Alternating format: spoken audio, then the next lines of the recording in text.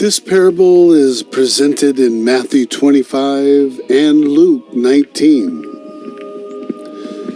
The kingdom of heaven is like a man who travels into the unknown territory to gain his inheritance. Prior to his journey, he called for those who serve him and provided them with a certain amount of money, an investment. Upon return, his servants were approached. Most of the men invested the money he provided and doubled their investment. These men were rewarded for their productivity. One man, however, hid his investment and produced nothing more than what he was given. The master took this man's investment and gave it to the others because of his unproductivity. The passage ends with Jesus declaring the man wicked and warning us the same will befall all of us if we do likewise. This passage has nothing to do with money or the investment of money. Our Father and Jesus have no desire for us to be dabbling in the affairs of finance or becoming richer than we are. In this parable, Jesus is the man, and the unknown territory is heaven. The servants are us, the faithful. The investment represents the message of the kingdom of heaven. The man's return from the unknown territory represents Jesus' return at the end times.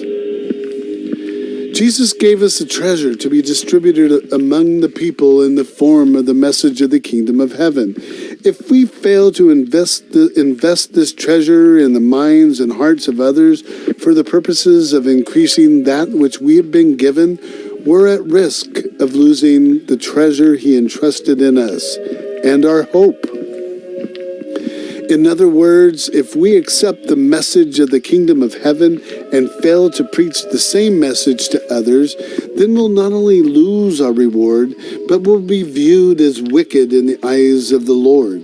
And there are no rooms available in the city of New Jerusalem in the kingdom of heaven for the wicked. There's another way to view this. I believe preaching is what this parable is referring to, which is a will component. However, Jesus has identified many other will components in other parables equally as important to him. Us and our brothers and sisters, that of demonstrating love, charity, and mercy.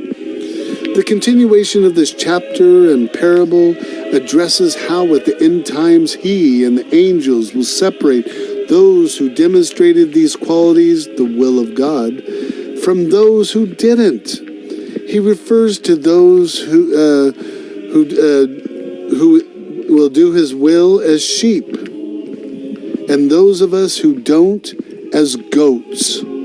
Those who attend to the will of God will be granted access to the kingdom of heaven.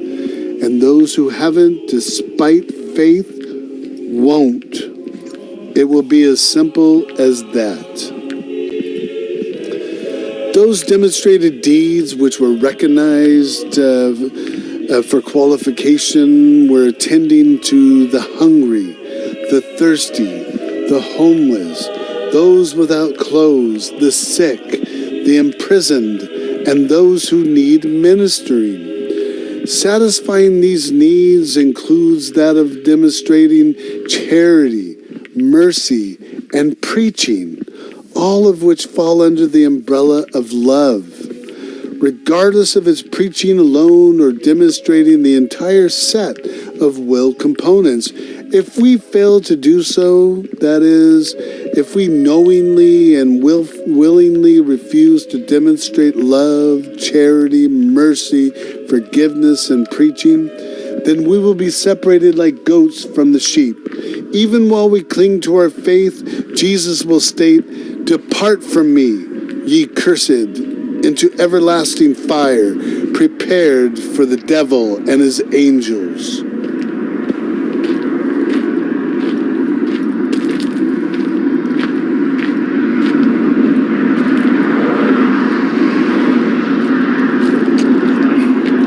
In this parable, the kingdom of heaven is represented by what we must do to achieve it. To realize our hope, we must attend to the will of God.